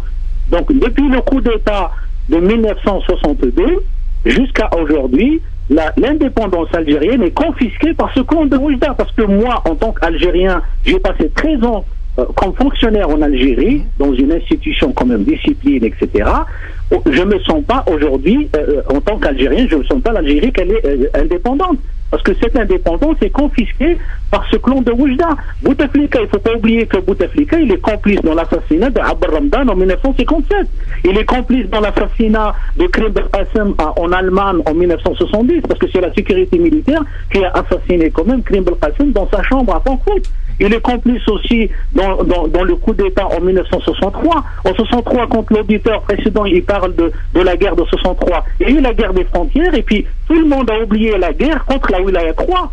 La Wilaya 3, quand même, ils étaient matés, inclus mon père, il a été emprisonné. Il y a eu 400 morts, il y a eu 1200 maquisards arrêtés en 1963 contre la FFS. Tout ça, on l'oublie, et aujourd'hui, on vient nous dire que l'Algérie est indépendante. L'Algérie n'est pas indépendante. Abdelrahman, si je puis me permettre, moi je vous entends et je ne peux que vous écouter, en tout cas dans les critiques que vous apportez, on sent que vous avez un ressenti. Cependant, il y a des termes que j'aimerais qu'on évite d'employer, genre harki, etc. Voilà, c'est pas des termes qui sont les bienvenus. Comme vous savez évidemment, comme moi, aujourd'hui, que il y a des problématiques par rapport à ce mot-là. Est-ce que ça peut engendrer, donc pour écarter toute problématique, on évite ce terme harki. Ensuite, pardon. À 100%, mais ça me regarde que moi, en aucun cas. Oui, mais moi, attendez, ça me regarde que vous, mais moi je suis aussi, ça me regarde parce que c'est mon émission, donc voilà, c'est. Si je peux dire, oui, que les choses ne se passent pas comme il le faudrait, je suis d'accord, mais on peut pas dire que l'Algérie n'est pas indépendante. L'Algérie est indépendante, qu'au niveau des institutions, les choses se passent pas comme elles devraient se passer, certes, oui, mais on peut pas dire que l'Algérie n'est pas indépendante. Il parle d'indépendance par rapport... Monsieur Jean-Marc, quelle indépendance quand on voit les jeunes, ils sont livrés à eux-mêmes, ou les jeunes, ils sont... Ce qu'Abdelrahman disait, et moi je comprends le sens de son propos, il ne parle pas d'indépendance en termes d'expression et de liberté d'un peuple. Bien près du micro, Mourad. Pardon, il parle en fait, l'histoire algérienne est confisquée par un pouvoir qui en fait ce qu'il veut. Oui, mais ça n'a rien avec le mot indépendance. Si, parce que ce n'est pas normal que le 8 mai 45 à Marseille, moi je parle de Marseille parce que c'est ce que je connais, que les autorités consulaires à Marseille ne viennent pas honorer le 8 mai 45 avec la société civile algérienne de France. Ce n'est pas normal que le 5 juillet 1955 ne soit pas honoré de manière digne et à la hauteur du sang versé par le peuple algérien, par les autorités consulaires. Enfin, des nappes en papier, des assiettes en carton et des gobelets, c'est une insulte. sûr. Je suis d'accord, mais ça ne veut pas dire que le pays n'est pas indépendant. Je suis désolé. Il n'est pas indépendant dans la gestion de l'histoire et la souffrance de cette indépendance. Mais on nous la confisque. Le FLN. Mourad, s'il vous plaît, je vais vous donner juste un fait historique. Le colonel Cha'bani, il a été assassiné en 1964. Le colonel Cha'bani, il est parmi les premiers. Le colonel Cha'bani, comme je tiens à rappeler, c'est lui qui a remplacé le Sil Hawaz. Sil Hawaz qui a été assassiné avec Amiroch en 1959 par délation du pont de Oujda. Donc ce colonel en 1964, il a été assassiné parce que c'est lui le premier qui a mis le doigt sur les baffes, les déserteurs de l'armée française. Il a dit au président de l'époque, à Dembella, pourquoi vous êtes en train d'augmenter les déserteurs de l'armée française, de leur donner des postes clés au sein de l'armée. Je tiens à rappeler quand même le directeur, à l'époque, dans les 1980, le directeur de l'école supérieure de Chelchel était Khaled Nazar. Khaled Nazar, tout le monde les connaît, que c'est un collaborateur de l'armée française, c'est un harki. On ne peut pas dire le contraire, l'histoire elle est là. Aussi, le général l'Arbi Belkhir, son père il s'appelait Joseph Belkhir. Joseph Belkhir, c'est un collaborateur de l'armée française. Tout le monde le connaît. Ben, ces personnes-là, on est en train de noyer le débat et les gens ne le comprennent plus. Moi, je dis que l'histoire n'appartient pas au FLN. Il faut qu'elle se libère, il faut qu'elle se démocratise. Et si le FLN dit que l'histoire lui appartient, alors qu'il soit à la hauteur de cette histoire et qu'il l'honore comme elle se doit. Moi, c'est tout ce que merci Abdelrahman. On peut parler de confiscation de l'indépendance, mais on peut pas parler de pas d'indépendance, qu'elle n'est pas indépendante. Voilà. Alors c'est très intéressant, je tiens à dire quand même à tout le monde, aux auditeurs et à tout le public qui nous écoute ce soir, qu'on a un débat aujourd'hui, on a des avis différents, on a des chroniqueurs qui s'expriment, on a des auditeurs qui s'expriment. Qu'est-ce que je reçois? Des menaces. Moi je vous attends les gars, ça fait des années que vous voulez venir à la radio me casser la gueule. Venez quand vous voulez. Ne rentre pas dans. Non, je rentre pas, mais au bout d'un moment ça suffit. On n'est pas là dans la dictature de certains qui voudraient qu'on ait un discours et pas autre chose par rapport aux Algériens. Stop, cassez-vous d'ici. Si vous êtes pas content, tant pis. Que ces gens-là qui appellent, je les rassure, moi je suis un Algérien, mais je suis pas un Algérien chauvin. Non mais j'en ai marre moi de ces menaces. Je suis un Algérien qui a les yeux en face des mecs. Et si eux, ils considèrent que c'est normal d'honorer le sang des chouhada avec des gobelets en plastique, alors c'est eux et leur conscience, c'est plus la mienne. Bon, ceci étant dit. Alors. Oui.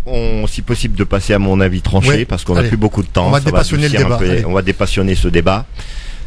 Tout simplement. Et puis je tiens à dire que les menaces ne servent à rien. Nous sommes là à pouvoir donner nos opinions, notre avis, qui plaisent ou qui plaisent pas, mais nous le faisons sans pour cela qu'on nous donne une ligne éditoriale. Nous sommes tout à fait libres de pouvoir nous exprimer à cette radio. C'est une grande chance. Mais ce qui est un petit peu dommage, c'est qu'on fasse des menaces. On essaye de faire partager des choses. On essaye d'apporter certaines informations, et que c'est regrettable qu'on en arrive au point à ce que les gens fassent des menaces. Mais non, mais c'est facile d'être un homme derrière un téléphone. Maintenant, je vous attends, moi, les gars. Y a pas de problème quand vous voulez. Alors, on y va. On enchaîne, si vous voulez bien. Celui qui te touche, il me touche. Non, mais t'inquiète pas. Y a pas besoin, t'inquiète. Moi, je suis moins brillant. L'avis tranché de monsieur Zébélus. On y va.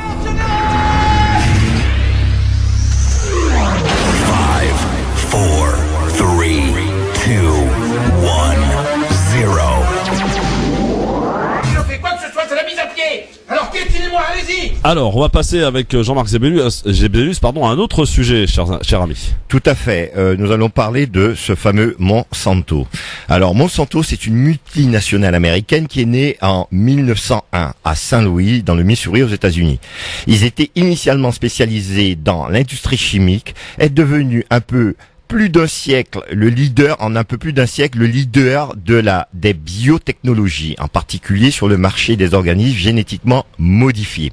Ils ont à peu près 20 000 salariés dans le monde pour un chiffre d'affaires de plus de 7 milliards de dollars, qui n'arrête pas d'accroître. Et conséquence de cette mainmise, nous avons en Argentine, on constate des taux de cancer 2 fois plus importants que la moyenne, et 30 à 40% de malformations en plus. Dans certaines zones cultivées avec des OGM et soumises à l'épandage massif des pesticides, c'est-à-dire par avion, on lâche ces pesticides. En Inde, les paysans se suicident par milliers, découragés par leur endettement massif, résultat de l'imposition des produits Monsanto, semences et produits chimiques. L'impact sur la biodiversité de ce pays est majeur. On comptait dans les années 1960 près de 200 000 variétés de riz. aujourd'hui réduit à 50 variétés. Au Burkina Faso, les conséquences du coltan OGM de Monsanto sont désastreuses. Impact sur la santé humaine et animale, perte de revenus et d'autonomie économique. Depuis sa création en 1901, la firme a accumulé les procès en raison de la toxicité de ses produits. Pourtant, aujourd'hui, Monsanto se présente comme une entreprise des sciences de la vie, récemment convertie aux vertus du développement durable, grâce à la commercialisation de semences transgéniques, conçues notamment pour résister aux épandages de Roundup, l'herbicide le plus vendu au monde. Elle prétend vouloir faire reculer les limites des écosystèmes pour le bien de l'humanité. Tiens, ben voyons. Cette entreprise qui, après avoir longtemps négligé les impacts écologiques et humaines de ses activités, s'intéresse tout à coup au problème de la faim dans le monde, au point de se donner des allures d'organisation humanitaire. La définition de la limite qui sépare les pouvoirs économiques, le pouvoir politique et le discours scientifique. Le discours scientifique n'est pas toujours objectif qu'il devrait l'être dans un monde idéal et qu'il est malheureusement parfois nuancé, voire déformé en fonction d'impératifs politiques et économiques. La question de la manipulation et de la rétention de l'information au sein des entreprises en général et des grandes multinationales en particulier, le décalage est parfois immense entre les informations qui naviguent en circuit fermé dans l'entreprise et celles qui sont communiquées au grand public. Il peut arriver que l'entreprise se retrouve face à un dilemme, avec d'un côté la perspective de livrer des informations qui pourraient gravement commettre sa pérennité économique. Et de l'autre, la possibilité de cacher des informations tout en mettant gravement en danger la santé des personnes qui utilisent quotidiennement les produits de l'entreprise. Avec les OGM, tout est menacé. La biodiversité, les semences locales, les cultures traditionnelles, les savoir-faire. C'est le métier même de paysan qui s'éteint. Et avec la privatisation des semences, c'est la souveraineté alimentaire qui est en péril. Parce qu'il est urgent de passer de pratiques dévastatrices à une agriculture paysanne respectueuse de la biodiversité, comme il le fut toujours d'ailleurs, et de la souveraineté alimentaire. Nous appelons à essayer d'œuvrer, de se manifester et de faire très attention. En tant que consommateurs, tout autant que nous sommes, il est donc de notre devoir de conserver un regard critique et d'aller soigneusement chercher les informations sur les produits alimentaires et non alimentaires que nous utilisons dans notre vie de tous les jours. La réalité est souvent légèrement différente de la représentation que nous en avons.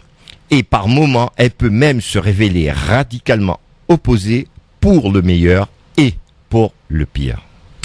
Merci Jean-Marc. Morad, du commentaire ?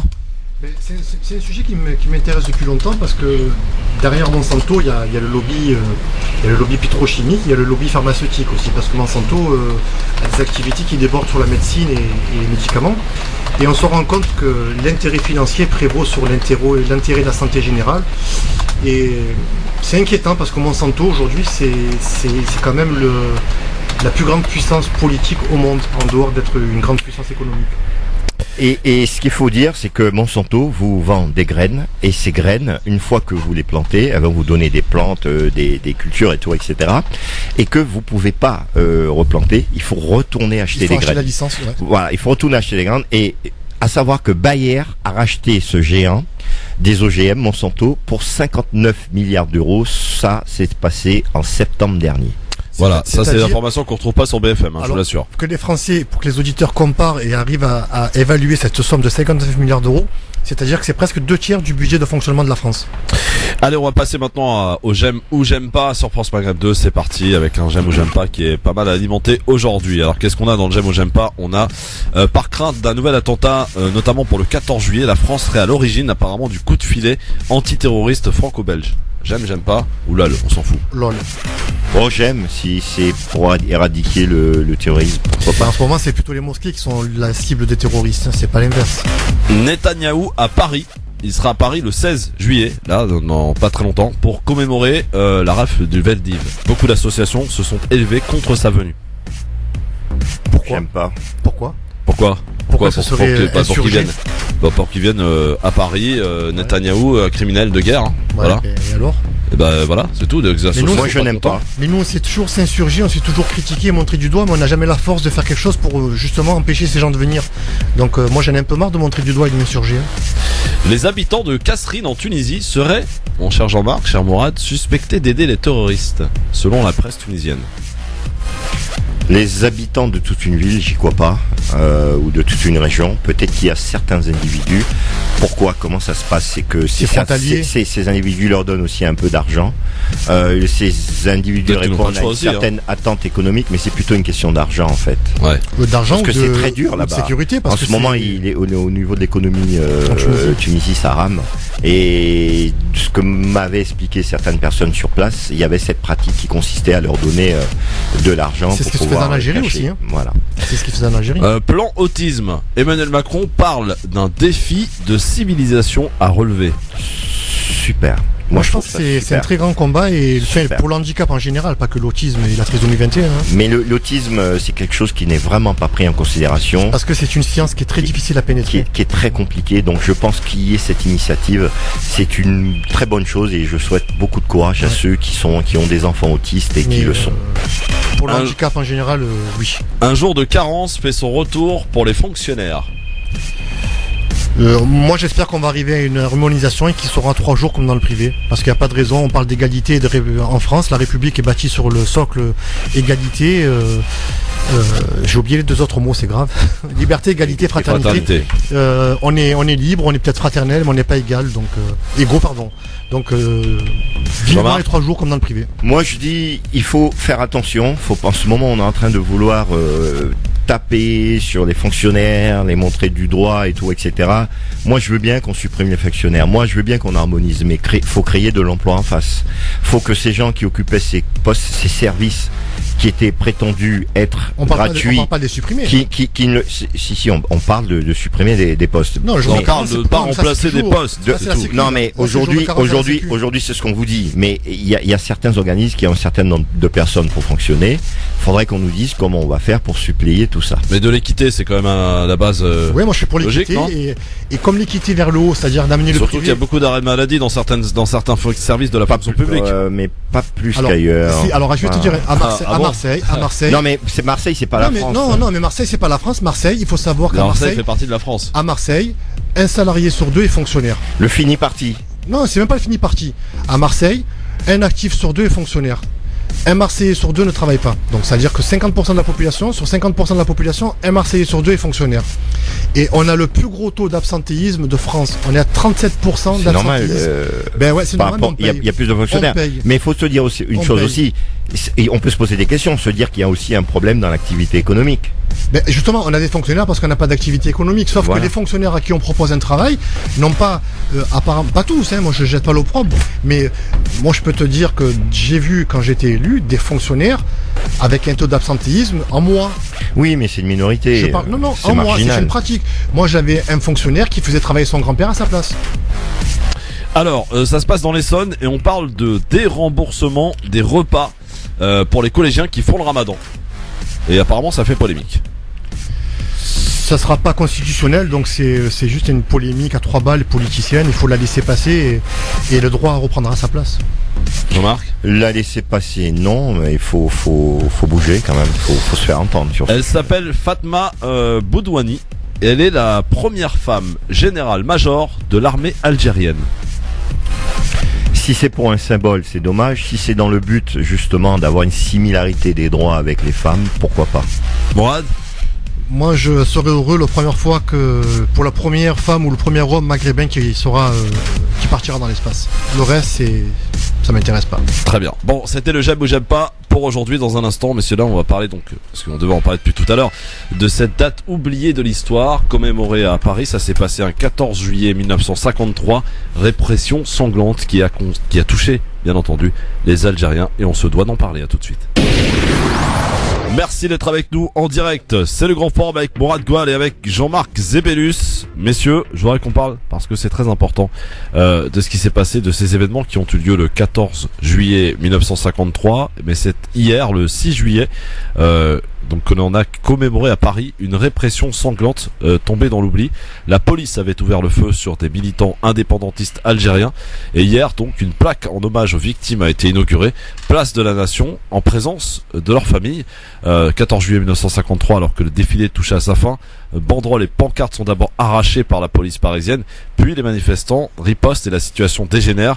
La police, aux ordres de Maurice Papon à l'époque, tire à balles réelles et 6 Algériens et un syndicaliste se font tuer. 50 sont blessés, place de la Nation à Paris. Et Guy Leroux avait 17 ans à l'époque, lorsque son père Maurice a perdu la vie, et il raconte. Encore vivant aujourd'hui, il ressent de l'amertume. Alors moi je suis fier. Je suis heureux mais triste également. C'est une reconnaissance au bout de 64 ans. C'est long 64 ans. C'est pas une joie de voir une plaque commémorative, non. C'est un soulagement. Ça réchauffe un peu. Alors, désormais une plaque commémorative, donc témoin de cet épisode oublié, recouvert par les déchirements de la guerre d'Algérie. C'est seulement en 2014 que l'histoire a refait surface grâce au travail d'enquête du réalisateur Daniel Kupperstein. Un travail de mémoire important que souligne Catherine adjointe à la mairie de Paris, chargée de la mémoire. Écoutez son témoignage. Il s'est passé un crime ici, il s'est passé une chose terrible, c'est qu'on a tué des gens qui manifestaient pour la paix et l'indépendance. C'était des hommes qui avaient envie de vivre libre et qui ont été assassinés par la police française. La deuxième chose, c'est qu'il fallait tirer de l'oubli les hommes, faire revenir leur nom pour qu'ils ne soient pas assassinés une deuxième fois.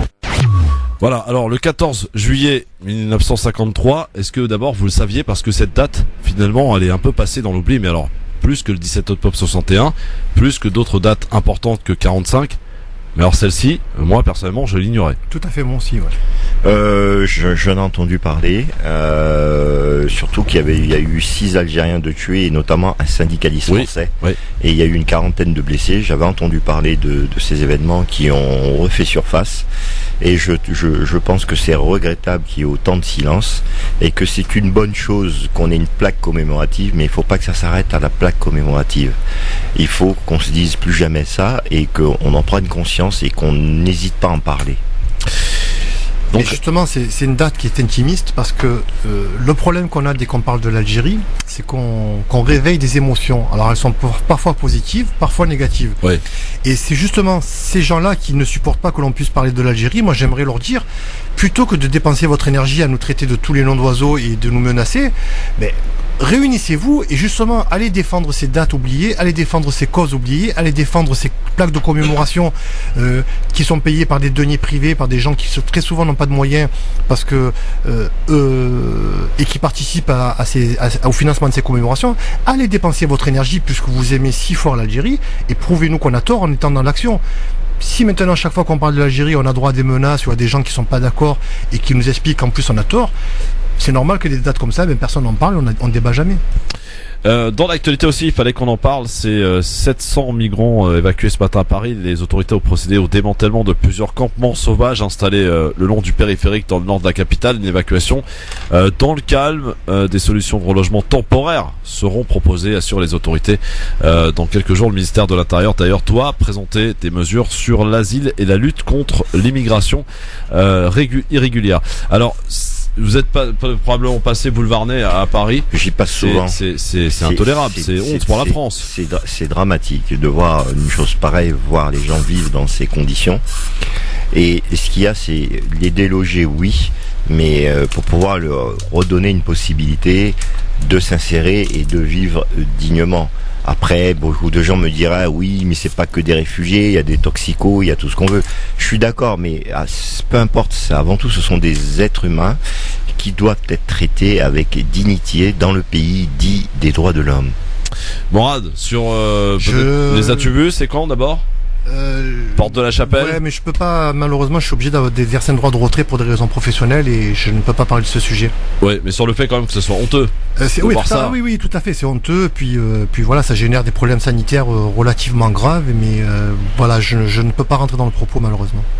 Bon, très bien. En tout cas, ils ont été délogés. Pour combien de temps? Parce que ça a déjà eu lieu. Hein, ça fait 2 fois. Et ça revient à chaque fois, évidemment. Et là, en fait, on déloge des gens, mais on trouve pas la solution derrière. Donc finalement, le problème revient à chaque fois. On ne règle pas définitivement le problème à la source. Donc il faut peut-être et peut-être en ça d'ailleurs que le ministère de l'Intérieur va proposer des choses dans quelques jours. On attend de voir, mais c'est un cercle vicieux. C'est un cercle vicieux. Parce que les gens ils viennent et ils n'ont pas le choix. On va pas leur taper dessus parce que la vie elle est ainsi faite.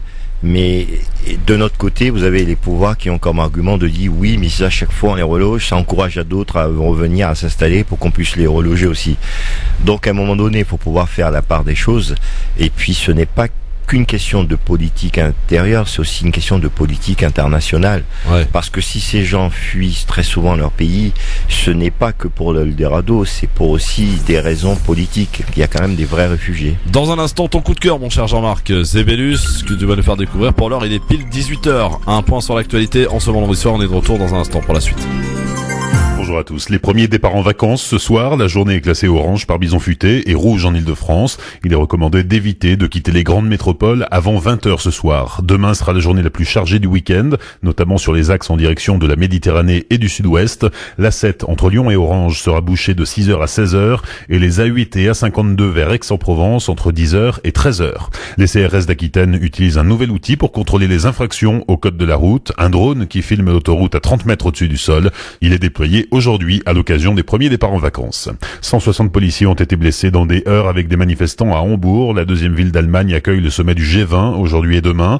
15 000 policiers ont été déployés pour assurer la sécurité de l'événement. D'autres policiers ont été appelés en renfort devant la multiplication des violences. 15 personnes ont été placées en détention et plusieurs dizaines d'autres interpellées. Les 20 pays les plus riches de la planète sont donc réunis en Allemagne. Au menu des discussions, la lutte contre le terrorisme et la menace nucléaire de la Corée du Nord. Sur le sujet du climat, tous les pays souhaitent mettre en œuvre les accords de Paris, sauf les États-Unis. 11 personnes sont mortes et 14 portées disparues à cause des intempéries au Japon. Les pluies torrentielles provoquent des inondations et des glissements de terrain. 140 000 personnes doivent évacuer le sud du pays. Plus de 2700 migrants qui squattaient autour de l'accueil de la Porte de la Chapelle à Paris, évacués ce matin à l'aube. Le campement du 17e arrondissement a été démantelé. Les migrants ont été dispersés dans différents lieux en Ile-de-France et ailleurs. 900 d'entre eux seront hébergés ce soir dans des bâtiments municipaux parisiens. L'ancien conseiller diplomatique de Nicolas Sarkozy, condamné pour blanchiment d'argent et fraude fiscale, Boris Boilon écope également d'une interdiction d'exercer toute fonction publique et de gérer une société commerciale ou industrielle pendant 5 ans. Il doit donc quitter le ministère des Affaires étrangères. Arrêté par les douanes en juillet 2013, gare du Nord, il transportait 350 000 € et 40 000 $ de liquide. 7e étape du Tour de France, 213 km entre Troyes et Nuit-Saint-Georges. Caroline Garcia, dernière française en lice à Wimbledon, s'est qualifiée pour les 8e de finale. Elle a battu l'américaine Madison Brengle en 2-7, 6-4, 6-3. France Maghreb 2, service, info, musique, divertissement. France Maghreb 2. France Maghreb 2. Merci d'être avec nous. Bon début de soirée en ce vendredi soir. Place maintenant au coup de cœur de monsieur Jean-Marc Zébélus. France Maghreb 2. Le coup de cœur. Alors je crois que c'était une soirée qui avait lieu hier, hein, Jean-Marc, il y avait que tu souhaites évoquer. Voilà, ce sont plusieurs associations qui se sont réunies pour pouvoir justement participer à pouvoir relancer un petit peu l'économie du tourisme en Tunisie. Ouais. Et nous avions plusieurs associations qui étaient présentes, Roma City, le marathon des Oasis et aussi un marathon pour Mathieu. Alors le marathon pour Mathieu, c'est 20 km pour Mathieu.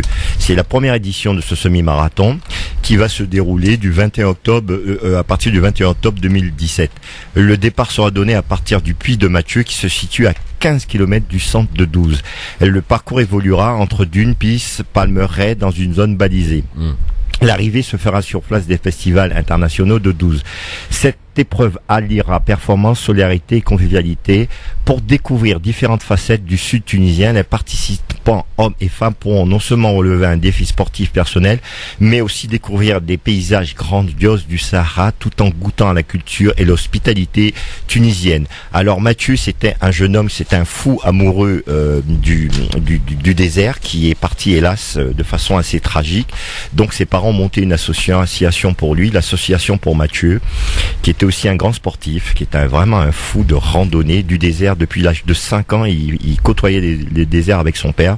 Cette association est née suite à son départ brutal. Le 4 mai 2015, il est décédé. Et la perte de Mathieu fut une épreuve très douloureuse pour ses parents. Il laisse un vide immense de notre vie, disent ses parents. Une grande tristesse et son absence nous est insupportable. Notre souhait est de perpétuer sa mémoire pour que l'on ne l'oublie pas. Mathieu a parcouru le Sahara dès l'âge de 5 ans. Il présentait pour lui un immense terrain de jeu, son bac à sable. Mais celui-ci eut raison de lui en nous l'arrachant. Mathieu est l'image même de la générosité, un ami fidèle, toujours prêt à aider son prochain. Ce projet est le reflet de Mathieu. Le puits Mathieu est construit à quelques kilomètres du lieu de l'accident. L'eau dans le désert, c'est la vie, et symboliquement, il continuera à vivre, à apporter son aide. Le bâtiment fournit un abri pour les nomades et les voyageurs. Il semblerait qu'il y ait eu un certain nombre de chameaux qui soient venus s'abreuver. On parle de 100 000 chameaux depuis l'existence du puits. Merci beaucoup Jean-Marc, merci Mourad. Merci à toi, merci chers auditeurs. Merci aussi à tous les auditeurs de nous être fidèles, et je vous souhaite un bon week-end et soyez fidèles. Merci à chacun d'entre eux de supporter nos états d'âme. À bientôt, merci messieurs. Le grand forum qui se poursuit dans un instant avec la télé notamment. France Maghreb 2. France Maghreb 2. Pour ensoleiller et accompagner vos journées et vos nuits.